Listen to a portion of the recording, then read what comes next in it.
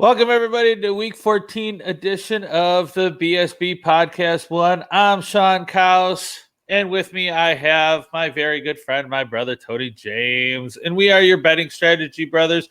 Tony, how you doing tonight? I'm all right, BS. What's happening with you? Not much. That Same nice. old, same old. That looked nice. I'm drinking my flavor of the week, which I've already done once, but my flavor this week of the week is going to be a little Bad Blue Light. I've done that once, but I think I'm going to get drunk and fight the Christmas inflatables tonight. So, that sounds like a good way to do it. Well, I have, from my good friends at Evans Brewery, who I love very, very much, I have something that I know you like to swing the sticks a little bit. So I have a beer for golf, which is a red version of their Punk Rock Pilsner, which is fantastic. And the cool thing about it is you can crush a few of them and you don't feel very heavy. It goes down very smooth. And since I have a couple of games to watch tonight, I think I'm going to have a few of those. Yeah, you've told me about that before, and I'm definitely intrigued. I definitely like to swing them. I haven't swung them in a while, but I've been almost a month maybe. Dang, that's too long. It is too long, but that definitely intrigues me. It sounds great, and I can't wait to try it. So I hope it treats you well. It will. I hope. Go ahead. No, I was just gonna say, it's kind of a bummer because, I haven't swung the sticks since, oh my goodness, like 2013 when I shot a 98 and then I stopped abruptly. And, the golf course behind the house is calling your name, brother. So get out here. We'll have some beers and hit some balls and have some definitely fun. in. I like how you quit while you were on top. Hey, break that 100. I'm done. I'm good to go. You know this. You know it. So how'd you do last week, my brother? Oh, last week I don't want to say I did great, but I feel like I did great because I called the huge upset on Washington. Washington football team ended the undefeated Pittsburgh Steelers streak. That $30 got me 81. That was huge. I also won my other straight bet on Green Bay. So I lost my teasers. I lost my parlay. I won those two straight bets, and I ended up, technically I lost $1. I'm going to call it even. But those two straight bets won me $99. I bet 100. So I basically broke even. And that's what I keep saying. It depends where you're at. But if you're just about making money and not about trying to hit the home runs, trying to get the big things, straight bets are where it's at. And I proved that last week. It worked for me. How about you? Yeah, you had a great week. Not so much on my side. I hit the one straight bet with the Bowling Green Akron under because I knew that Akron was kind of a disaster on offense, and it turned out to be exactly like that. I believe it was 31-3. Everything else, I lost my shorts with the Tennessee Titans. I had no idea that Cleveland was going to go in there and basically put on a clinic for the first half. Yeah, nobody did. And Tennessee still had a chance at the end if they recover the onside kick, but you know how often that happens. So, but it was just one of those, what it is though too is, sometimes we have a bad week and that's okay. As long as we balance it out with a couple of good weeks, then, like you said, you're ahead and as long as you keep ahead over the course of the season, that proves to be a fun time. Yeah, I agree. And staying, even or ahead, that keeps you in the game. That keeps you from going to the ATM, and it keeps you having fun. It's easy, especially when you're actually sitting in Vegas. If you just sit in the sports book, you're going to get your beers and stuff. But if you were, out at a bar, you'd be paying for beers anyway. And if you're paying for beers and drinking, and betting at the same time and having fun, if you come out even betting, you did the same thing. You just had fun watching games. So, granted, we all want to make money, but it's better to break even than to lose. And I look at that. You made a great point about the ATM. When we go on our little short trips to Vegas or Reno or wherever, Tahoe, it's always, I'll go to the ATM once, and can that be the only time I go to the ATM this weekend? If that happens, that's a great thing. If I have to go to the ATM once, that's okay. But if I'm going to the ATM a lot, that's kind of a problem. I agree. We don't want any problems. So, all right, brother. What do you got on the board this week? Let's go right into our bets. Let's talk about. We do have a new bet this week, but we will talk about when they get there. Let's start like we normally do with our straight bets. What do you got? Well, I went to Saturday's Pac-12 action for my straight bet this week, and I have the Utes of Utah on the road at Colorado. They are a slight underdog, but I like Utah with the point in this game at Folsom Field. Utah is now they're struggling, right? They have one win on the season. Colorado is undefeated, but I really like the Utah run defense, and that's Colorado's strength is running the ball. So it's kind of like the immovable force and the unstoppable object here. But I really like Utah's chances. They've been playing better every week, and they've covered the last 4 in this series. So it is a road game for Utah, a little bit of travel, but I like Utah to pull this off this week. I can't argue with your points, but I can't argue with where you're looking, with what you're looking at. You make valid points, and I agree with them. But Colorado's ranked. Utah is not. Utah has 1 win. In that win, I mean, was it quality? I don't want to say it was a quality win. It was against Oregon State, who just beat Oregon. So I mean, it kind of depends how you go. But this is crazy. But yes, Utah has beat Colorado like the last 3 years, but this year it's just not going to happen. Colorado's too strong. They're ranked. Utah's not. It's just, I don't see it happen. I hope you're right for your sake. I just don't see how that can happen. Did you just use the phrases Oregon State and quality in the same sentence? Because that's a rarity. You see how I stumbled over that because it was hard for me to put together. It was hard to put together, but that's why them beating Oregon helps their cause. So I don't know. The magic number that I'm looking at in this game is that Utah gives up 105 yards on the ground per game. Even though Colorado averages about 246 yards rushing, I see Utah's defense playing very well. They know what to expect from Colorado. Colorado's having a great season under Coach Durrell, but I really like Utah on Saturday. And this is going to be a nationally broadcast game, and I like Utah. And here's another thing, and this is more of a strategy thing. Even if you do like Utah, which you do, I wouldn't touch this with points. And I'll tell you why. If it were me, Tony, I would have went money line on this because when you're looking at plus 1 point, you're basically looking at they're going to win, or you're looking for a push. You're not looking for they're going to cover the spread, because if they do, you're basically either going to win or you're going to push. There's no lose here, because if you're going plus 1, well, if they technically cover the spread, it's going to be a push because they lost by 1, and all of a sudden you push and you don't lose money. So at that point, they have to win to win. So I would, and that goes for any bet, not just this. I would have taken them on the money line for me. That would have been my strategy on that instead of taking the plus 1. But I see what you're saying. So you see, and Sean, you make a great point. If Colorado wins this game 28-27, I get my money back, but that's about it. So, but I'm. I was what I should have done, and this is a kind of a lesson, is I should have grabbed it early in the week when it was plus 2.5. Then I'm looking at a really good. I would say more options than just plus 1. So that's my fault. I sat on it for a little while, thinking I was like, maybe it'll get to 3, maybe it'll get to 4, maybe it won't. But I'm still sticking with Utah. Well, and I think we're talking about your boys later, but I know somebody was talking to me this morning real early, and they said Nevada was a pick 'em. And when I looked at them, at about 8:30, so I think we were talking about 7, at about 8:30, 9:30, somewhere in there, it was already 1.5 spread. So it can take days to go there. And to me, I was like, wow, that was a really quick change in 2 hours or so. That it went 1. That's a lot to change in that little bit of time. But that's a good point about knowing when you're going to pick them. Like, hey, and it's made it hard this year with COVID and people coming off and on. Sometimes they don't even put the odds out. So you're like, hey, I want to get on this. Well, it's good. And they don't even put the odds out. So it makes it tough. But you do want to watch your odds. And, sometimes you take that chance. Is it going to be 2.5, or is it going to drop, or is it going to get bigger? Who knows? I'm just saying that's how I would have went. All right. On my picks this week. Tell me. I'm sticking with my Washington football team. They won me big last week. I'm going to take them again. San Francisco. They've been impressed me for the injuries that they've had. They've been very injury played. I don't think Jimmy G is the answer, but the rest of they've had line problems, they've had D problems, they've Kittle's out. There's a lot that they have, but I just think Washington's defense is going to make Mullins look bad, and I wish Buffalo would have made him look worse than they did.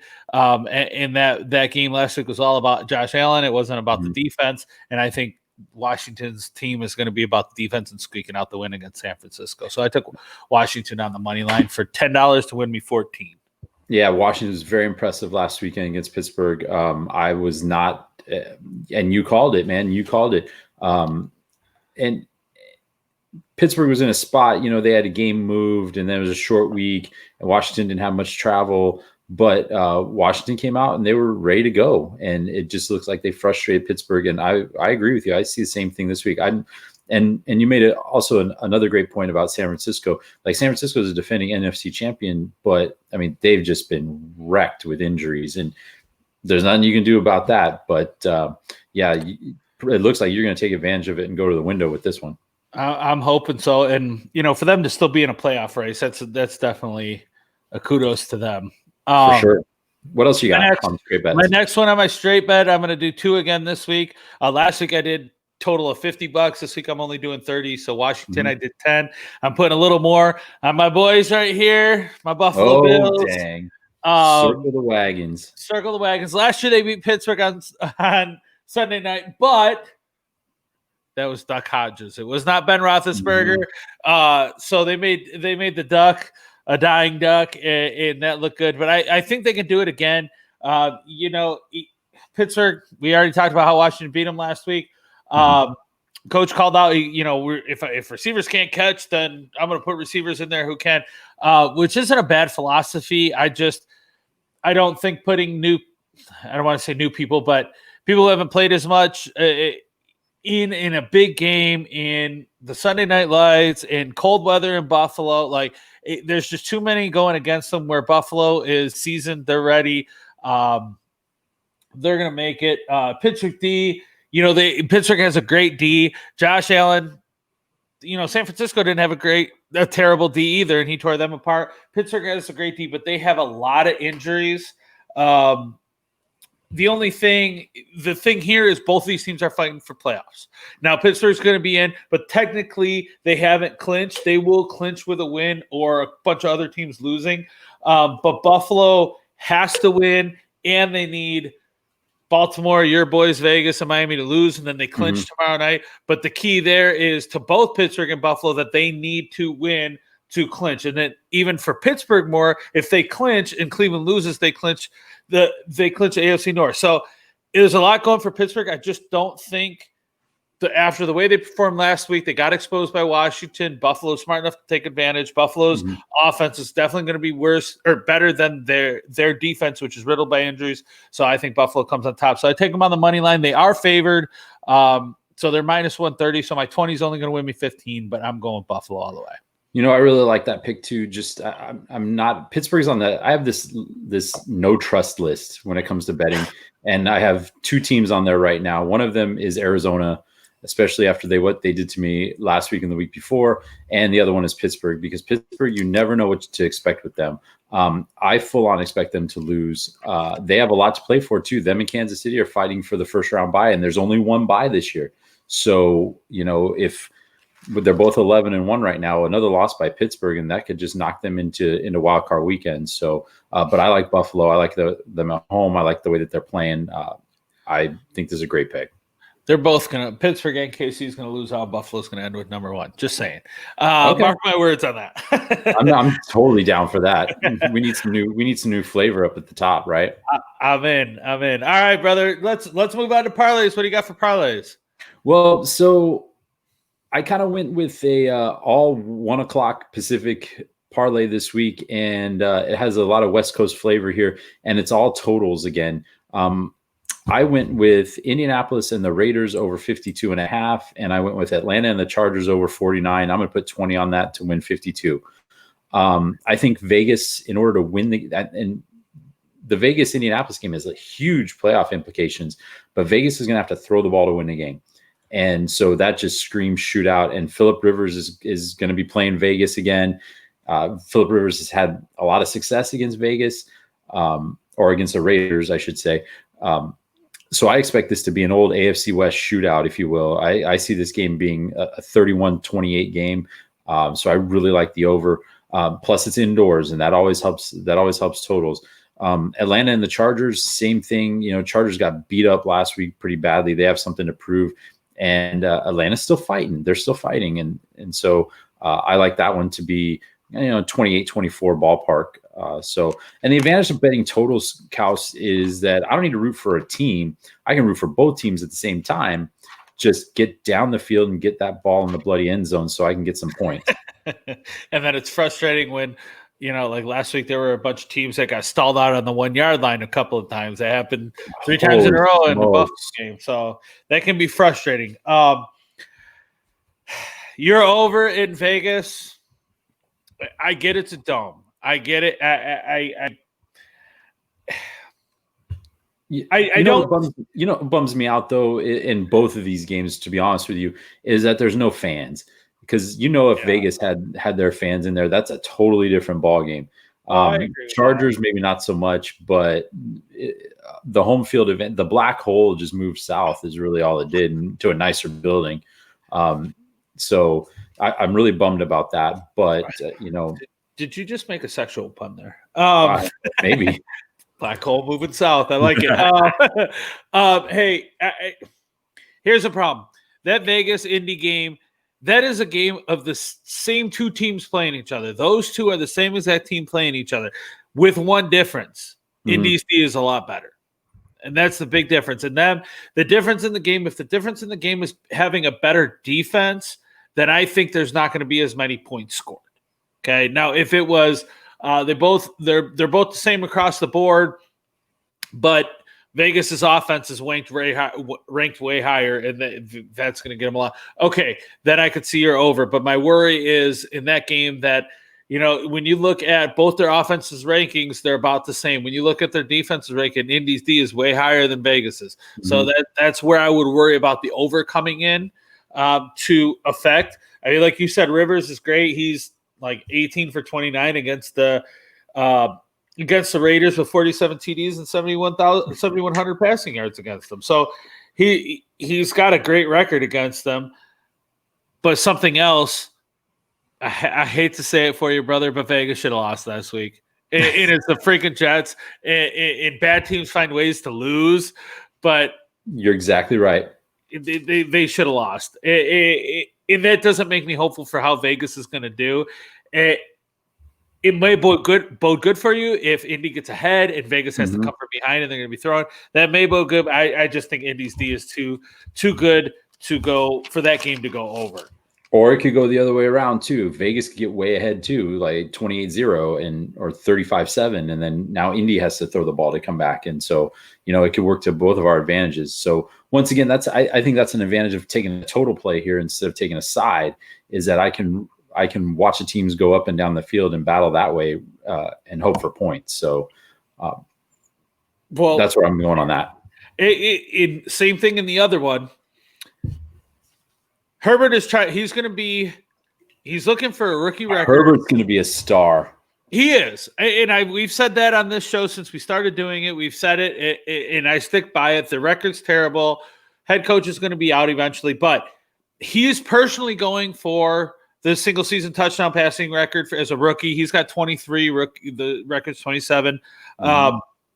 He's going for that. So this would be a good time to get it, but they're out of the playoffs.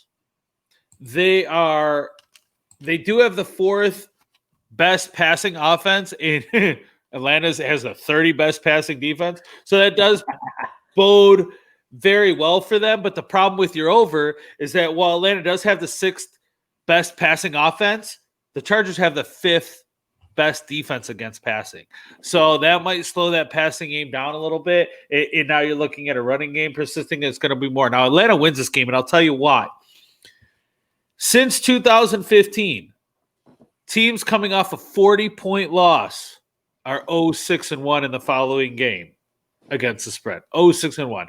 So 5-0, you're right. That's a 40-point loss. Yeah. So 0-6-1. So 7 times, the last 7 times that's happened, they haven't won. I don't think the Chargers, even with Herbert, I don't think they're good enough to overcome that. I think that leads to a low-scoring game, which 49 being the over makes it pretty low, but I worry that it gets over. excuse me, like I said, I hope for your sake you're right, but I just don't. All right, well, let's lay it on me. Lay the magic on me then. All right, so I went against our normal bucking trend of, hey, I'm going to take the morning games and the afternoon games. Mhm. I put something in between, and we talked about this before the show. This week is tough. Like I usually say, week 2, week 3 are the toughest because that's when you get the most upsets. Because week 1, you learn about yourself, especially this year when week 1 was no preseason. So you really had to learn about yourself. Week 2, you had a little bit more. You had to learn about yourself and the other team. And now week 3, you're starting to develop and change. And so week 2 and week 3 are usually hardest. But I feel like this is even harder. This week is even tougher. So that's why I went not just morning and afternoon games. That's why I put them all together. So I have an all money line parlay. All these teams are on the money line. I'm not taking any points. I got New England against Philly. You got Jalen Hurts starting against the number 1 defense in the league. I like Jalen Hurts. I think it was a good move to move him, but I don't think you throw a rookie in to start his first game against the number 1 defense in the league. He's going to get crushed. It's going to hurt his confidence and how good he could have been. And hopefully he's good enough to overcome it and say, hey, that was one bad game. It was my first time. I'm going to get better. But that can mess with psyche. Another thing, the biggest thing here that I see is that Philly's defense is 25th against the rush. Kamara's going to run all over them. Plus, you're looking at handing the ball off. Yeah, correct. Hill. Plus, you're looking at a possibility. I really don't think it's going to happen, but there is a possibility Drew Brees comes back. If he does, then it's even more in their chances. But if not, you got Kamara's going to run the freaking ball up the throat. And then if not, you got Taysom Hill who's going to run the ball. He's not going to throw. Why throw it when you don't need to? If I'm the Saints, I just play Hill. You might as well give Brees another week off. And why wouldn't you? The only thing is they clinched the NFC South with a win. So that may be a reason to play Brees if he's back, just to clinch it and be done with it and give him rest later going into the playoffs. But either way, I don't care who they play in this game, they win. Next, I have Green Bay. Once again, this is all on the money line. I have Green Bay at Detroit. Rodgers is looking for his third 40 passing touchdown season. Third That's season. Unreal. It'll be the most in the NFL. Hasn't been done before. And then you got Devontae Adams looking for 8 straight games with a touchdown. So Green Bay's going to get both of those stats. They're going to do it all over him. Yes, Pat the Stafford's going to get you some points, but Green Bay's going to win it overall. Green Bay. We'll talk about Pat in a minute too. Green Bay is 5-1 against the spread against team with losing records this season. Detroit has a losing record, so I think it's going to be 6-1. There's no way they lose this. Green Bay is going to win the division with this win, and they need other people to lose, but they're playing for that as well. So I don't see them losing it. 9 points is a big spread. That's why I went money line on that. Like you said, I could see them throwing a couple of late game garbage touchdowns, and all of a sudden they only lose by a touchdown. So that's why I took them on the money line. And I put these are all favorites. So that's why I did it on a parlay, because they're all favorites. If I take them individually, it's $10 to win 2 in some cases. So I put them together in a parlay to hoping I can get my money to make some money. That's why I did them in a parlay. My next one is Seattle. The Jets are going to Seattle. It's going to be 48 and raining. It's going to be cold. The Jets don't want to be playing it, period, because they're terrible, and they don't want to be playing when it's raining and it's cold, so that's not going to help their psyche. You got Chris Carlson's going to run all over the Jets. You got Jamal Adams on the defensive side, who's going to be really pumped up to play his former team, even though and Jamal Adams leads the Seahawks in sacks this year. So they've got him playing as an edge rusher rather than a corner, which seems really weird, but it seems to be working for him. So yeah, he's playing to set that record for sacks. So if you have, and you also have, no team has ever beaten a favorite team that has an 0-12 record. So a team with an 0-12 record has never beaten a favorite team in the Super Bowl era. It's never happened. So I don't think it starts today. No, I don't think it is. Plus, Seattle was a double-digit favorite last week. They lost. This week, they're a double-digit favorite again. That's only happened. That's the 7th time that's happened. And in the 6 previous times, the team that's been favored has covered in the second week. So I'll take it. Yeah, I don't see that happen. And the last one's Tennessee. When you look at Tennessee, they're facing Jacksonville, and I actually put Jacksonville as my win in my teaser later that we're talking about because I think it's going to be a close game. I think it's going to be a running game, but I think Tennessee comes out on top. Mike Glennon and Jacksonville, they've impressed. We've talked about this before too. They've impressed. Not enough to win, but they've impressed. And screw Doug Marrone. He left Buffalo. He had the chance to say and be a part of something good, and he left. So screw him. I hope they lose every freaking game. But Tennessee's tied in the division. They hold the tiebreaker. They need to keep winning to win that division. So that's going to be extra push for them. Jacksonville's eliminated. So now they're just playing the teaser, and they're really looking for that number one pick.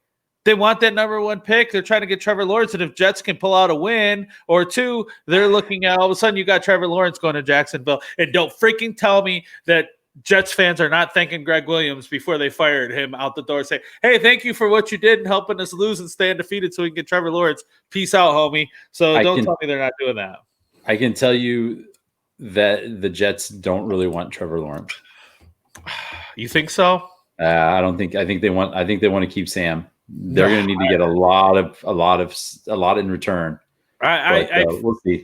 I think they're going to pull Arizona Cardinals. I think Cardinals set the stage for getting rid of first-round picks when they got rid of Rosen, when he didn't do shit. I think they set the stage, and I think the Jets are going to be able to say the same thing and say, hey, look at what Arizona did. And yes, Kyler Murray's having downtime right now, but they're going to say, hey, look at what Arizona did. We're going to do the same freaking thing, get rid of him. He's been injured. He hasn't done anything for us. Yeah, he's not terrible like Rosen was, but he's been injured, and we're going to get rid of him. We're going to start fresh with Trevor Lawrence. I think that's what's going to happen. But my $20 on that parlay is going to win me $57. What do you got on your parlay, brother? Well, I went through my parlay, but I'll jump into my teaser real quick. Wait. I'm sorry. I forgot you did your parlay. Let's stay on parlays before we get to teasers. What are you doing? We got a new thing for you guys this week. I'm dying to give out my teaser, but I'll wait for you, brother. I'll wait for you. You know my favorite part is teasers. You know that's my favorite thing to do. But before we get to those teasers, we're going to give you a new bet. We're here telling you about all the different things you can do. We've talked about straight bets, parlays, teasers. Now we're going to add a little twist to parlays, and we're going to talk about round robins. Okay? Oh, that sounds like a good time. Oh, it's a very tough bet because you're putting a lot more than you expected to down, but it can be worth your while. And what it is you can take three teams. So you could take, and I'll explain more, but my three teams are Houston, Tampa Bay, and Washington football team. Okay. You can take them, and you, instead of doing, okay, I want Houston and Tampa in one parlay, and Tampa and Washington, and Houston and Washington, setting up all these different parlays and then doing three. A round robin, you can pick those three, and it automatically makes those separate parlays for you. So now you have a two-team, a two-team, a two-team, and a three-team, but you're paying for each one of those bets. So I have four bets, so I'm paying, let's just say, $4 a bet. I did $4 a bet on mine. So I'm paying $16 for that whole bet, but I could win a lot more, but it doesn't kill my whole ticket. If I were just put Tampa Bay, Washington, Houston on my ticket, and one of them loses, it kills my whole ticket. But if I do a round robin, yeah, Washington might lose, but the Houston Tampa Bay part wins. So I still win something. So I put it up on the screen there for everybody to see. So what he's talking about is you can bet this into groups of two, or you can bet it in threes. So you can bet the whole, if you just bet the whole ticket, Houston, Tampa Bay, Washington, that's one 3-team parlay. But you could also, in a round robin, you can take those three teams and make three two-team parlays out of it. So like Cal said, if Houston and Tampa Bay win, but Washington falls short, you can collect on the Houston Tampa Bay. Or if Houston and Washington win and Tampa Bay falls short, you can collect on the Houston Washington. But the really big reward is if all three come through, now you're collecting on four bets. You're collecting on the 3-teamer and the 3 2-teamers. And that's where the round robin can add a little more excitement to your day and a little more pep in your step as you head back to the window. A really good way to look at round robins is if you're looking at the money lines and you see a lot of underdogs. like let's say this week, and I'm just I didn't necessarily pick these for a round robin, but if you were looking at say Detroit, who is at plus 320, and you're looking at Jacksonville is at plus 280, and you're looking at the New York Giants, which is plus 135, and we'll throw another one in there. We'll throw Houston in there because they're a slight favorite at minus 125. I can take those 4 teams, and if I bet the twos, then I have several different 2-team parlays, and only 2 of the teams have to win for me to make money. And if they're underdogs and they're big enough underdogs, that can cover all 10 of my bets, which is fantastic for betting. Yeah, I agree. And one thing we talked about a bunch of money lines here. You don't have to do money line. You can do spreads. You can do over unders. It doesn't have to just be money line. So since we're talking about that, I just don't want you guys to get the idea that's it. But it can be a great way. And like Tony said, the best way to do it is do it for underdogs. Or another way to look at it is, I know these 3 teams are going to win regardless if they're underdogs or not. I want to try to maximize my money instead of just getting 1 parlay out of them. I'm going to get 4 or 6 or however many you're betting. Now, the important thing to remember too is if you bet, say, if you're like Sean is doing, he's got Houston, Tampa Bay, Washington. He's making 4 bets and he's betting $4 on each bet. That's how we get to the $16. So that's very important to know. Yeah. So I'm doing, and you depending, and this depends on the sports book you're at. I'm actually doing the 2s and the 3s. And what that means is Houston, Tampa Bay is 2. Tampa Bay, Washington's 2. Houston, Washington, that's 2. So there's 3 2s, 3 2-teamers, and then 1 3 with all 3 of them. Sometimes you can just choose to do the 2s without the 3. So you can kind of manipulate that, especially once you get into like 6 teams in there. So now you have 15 2s, and then you can go 3s, and you can go all 6. And so there's a bunch of different ways you can do, and you don't have to do everything. So you can kind of manipulate it to how you want to do it and how much money you want to spend to do it. Yeah, it's definitely it's a higher risk, but it's also a higher reward for sure. And I'm looking at your round robin house, and I don't see any reason why these all can't go to the window and collect. I like Tampa Bay against Minnesota. I like Washington a lot. Houston scares me a little bit, but not much. I think Deshaun Watson is a lot better than good old 10-foot over your head Mitch. So I think you're in for a payday there. And when you saw Stafford light up Detroit last week, or Chicago, light up Chicago last week, I don't see why Houston with Watson can't do any more damage than that. They're just going to run all over them. Minnesota's been shocking me, but Tampa Bay is 4-0 after against the spread after a loss. They're first against the rush. You're putting the game in Kirk Cousins' hands. I don't think he's going to handle it against Tampa Bay. Byron Leftwich, I think he's worried about his job.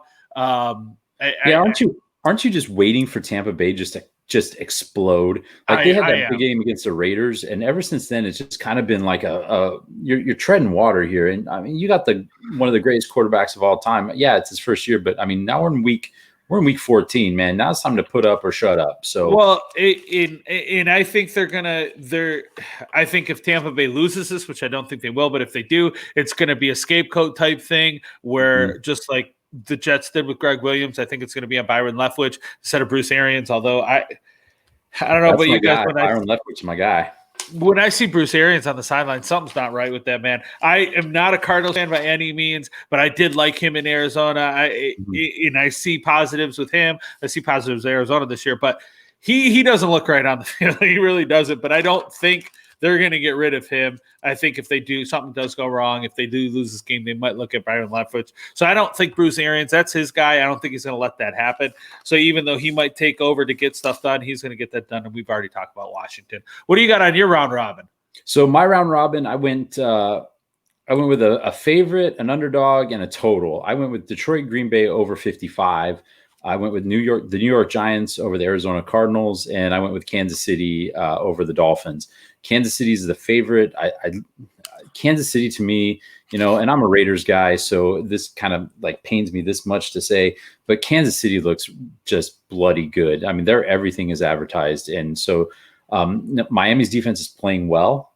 They're 8-4. Nobody expected that, but I think Kansas City is the better squad. I think they go and take care of business.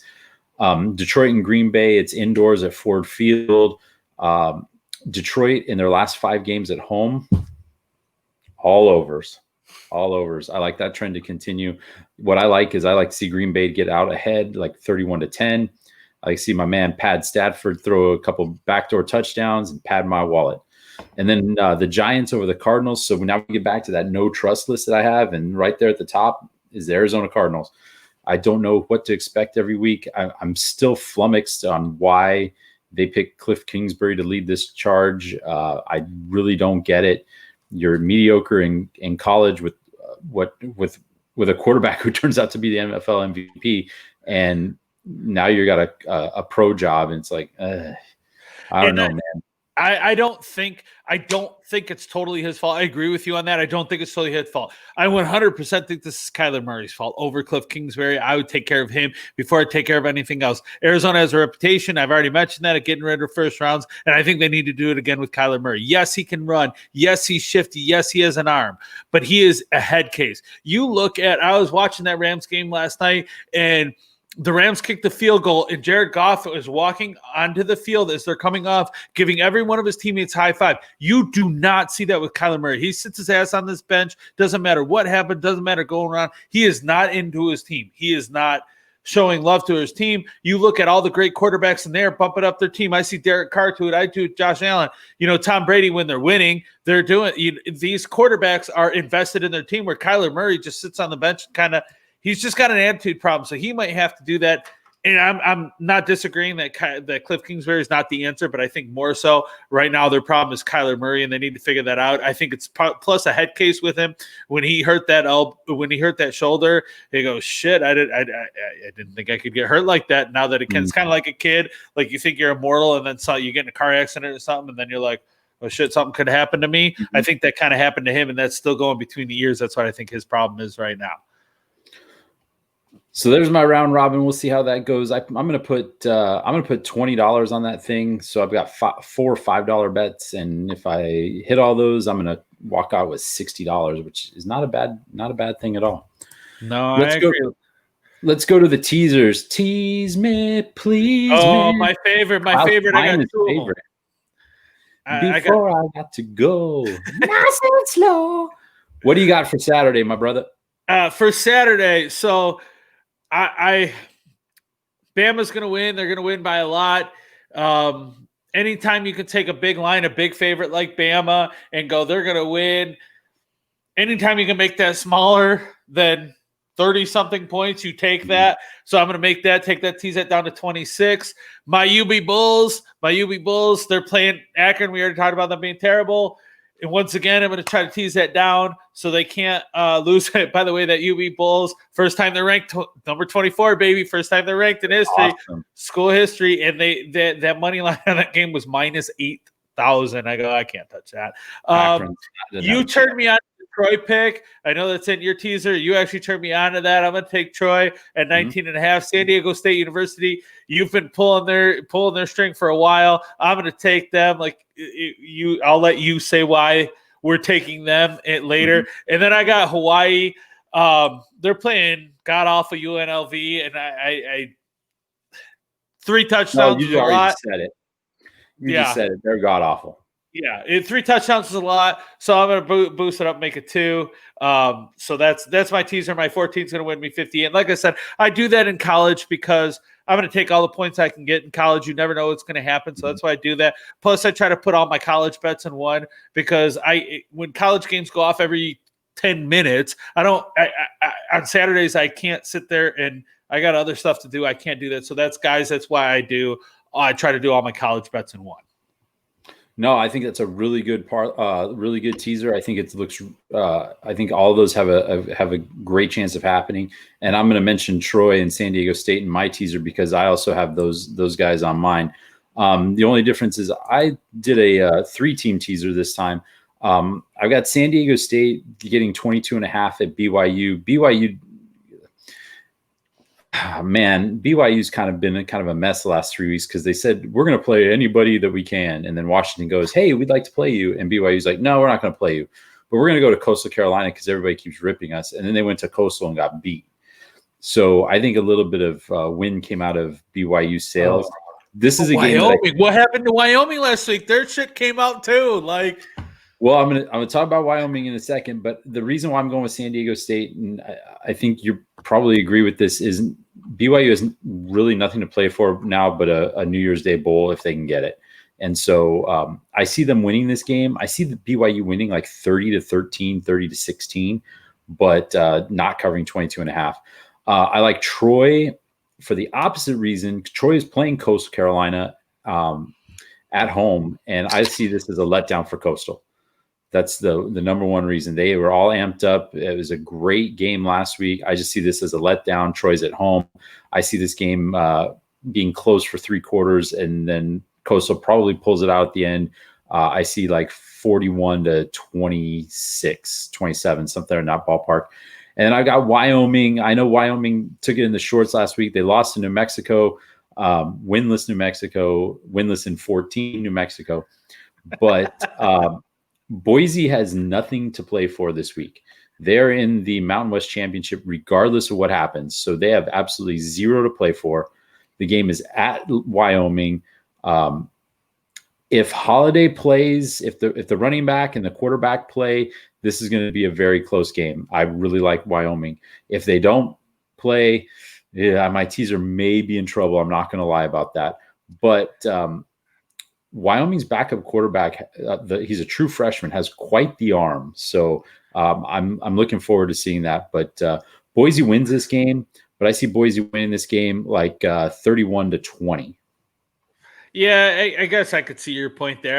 I just think Wyoming and BYU are kind of in the same situation, and I worry about that. But you're right. Wyoming getting 2.5 touchdowns is pretty good for them, and I could possibly see them pulling that out. Go ahead. The other thing that I look at with Wyoming, and it may seem kind of weird because they're playing Boise, but Wyoming's at 7,200 feet, and that tires teams out, believe it or not. So it's the highest elevation in Division I football. So, you get running back and forth in that field, and that can wear a team out really quick. Well, and I've talked about my college teaser why I do so many. I think it was smart that you only did 3. I was talking to my good friend Randy. Hi, Randy. Love you, brother. I was talking to him this afternoon, and he was kind of talking about, what are your tactics for doing teasers? And I just told you my one tactic was just to get the college games, get as many points as I can. I'm going to throw them in there. I know he's not a big college guy, but I like what you did in putting 3 that you're pretty sure are going to do it, and you're just going to take them and go for that. Yep. A lot of people, and you're going to see me in my teaser, my next teaser, my NFL teaser. I kind of do a quote unquote pay the rent one. It's not as big as our previous ones, but it is a pretty big pay the rent one. If I were to put more down, it would definitely be a lot bigger. But usually in this show, we only have so much time to cover so many bets. But usually I try to do 2 or 3 small ones that I'm going, okay, I don't know if they can win that point spread, but I can guarantee they win the over, with the teaser or whatever. And I'll just put those 2 or 3 together, and it won't be as much, but I'll guarantee it's a win. But then what I'll do is I'll take those and throw those with another team that I'm not so sure about. In the small one, I can go, okay, I'm going to win. Like yours is 10 to win 16. I'm going to bet 10. Let's make it 20. I'm going to bet 20 to win 32. Yeah, I'm not making a lot of money, but I'm pretty dang confident in those 3. And I only need 3 games to win. Whereas the other one, I only have to do a smaller risk. I can do 6 teams and maybe only bet $5, but I could win 200 something. So sure. I'm putting them together. So that's kind of my philosophy in teasers. And like I said, in this show, we don't get into all the bets we make. We would have to have a couple hours if we had all the bets we make in a weekend. So, but that's talking about the teasers. So let me talk about my pay the rent one this week. Let's do it. It's an NFL one. Once again, it goes through the day. But I have Jacksonville plus 13.5. You look, Jacksonville's not going to win this game, and you'll be going, "What are you doing, Cows? You already took." Holy cow! I just brain farted there. because I flipped too far on my notes. Jacksonville's playing Tennessee, my brother. Thank you. Wow, I flipped too far on my notes, and I looked at Jacksonville playing somebody else. I go, that's not right, and it totally threw me way the heck off. But when you look at Tennessee, I already picked Tennessee to win. Tennessee is going to win that game, but Jacksonville getting basically 2 touchdowns. When you look at Jacksonville, even with especially with Mike Glennon, they've been in games and they've been close.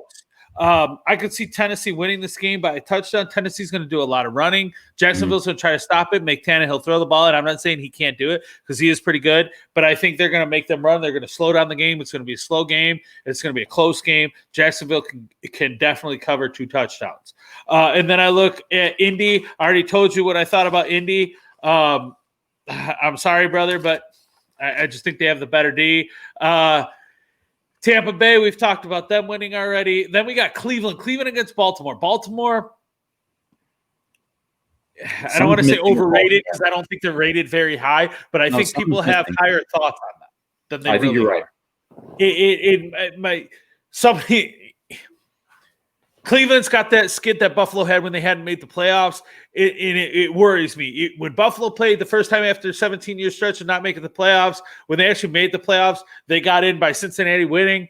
And in that whole year, everything that happened, it was like, oh, we got a shot to make the playoffs. Oh, they're going to let down. Oh, and I kind of feel like Cleveland's that team. Like, God, they could be that team that they just freaking blew out last week, but now this week they could screw the pooch. I feel it. So taking T's in 8.5, I don't think Baltimore's going to be able to beat them by more than a touchdown if they do win that game. I don't think they do. I think Cleveland wins. But if they do, I don't think they can win by more than a touchdown. So I like teasing it up and getting them at 8.5. We talked about Miami against KC. And I'm taking I'll put 2 things from this teaser in that. I'm saying Miami plus 13. Kansas City, you're right. They look great. Here's the problem.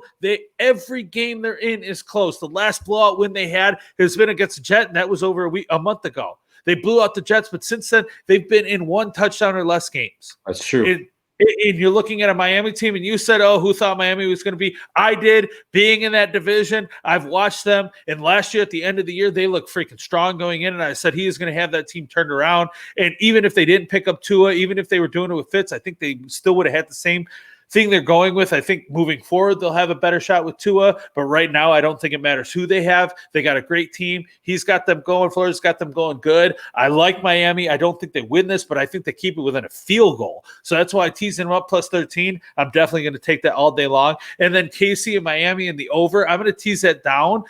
There's going to be some fireworks happen in this game. KC's defense is not very good. So I don't care if Tua stays in the whole game, or I don't care if Fitz gets in. They're going to light up KC for some points, and KC's KC. They're going to score points. So I'm going to tease that over down, take a 44.5. My 20 is going to win me 120. And like I said, if I would have doubled that at 40 to win 240, that would have been good, but my 100 is spent, so I could only do 20.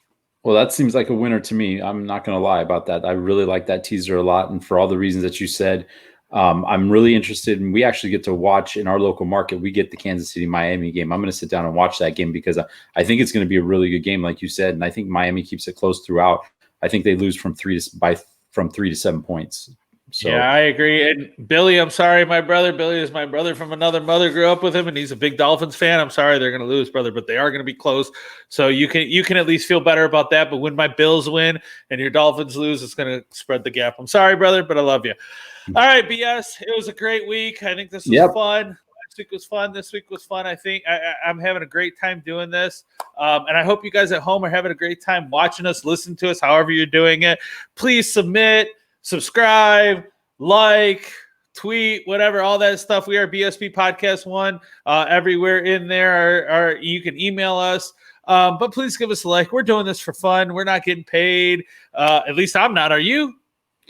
Not the last time I checked. All right. So we're just doing it for fun. So do us a favor and subscribe. I know everybody says that, subscribe and like and all that BS. Well, we're going to jump on that bandwagon and do that.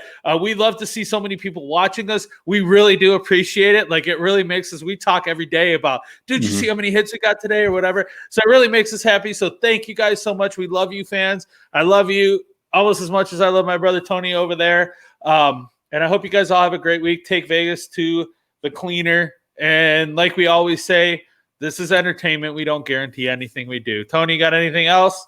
Nope. I just want to be a big winner this week, and I think I've got the 4 keys to being a big winner. So I will see you at the window, Cows. All right, brother. Talk to you later. Bye, guys. Have a great week. Thanks, everybody.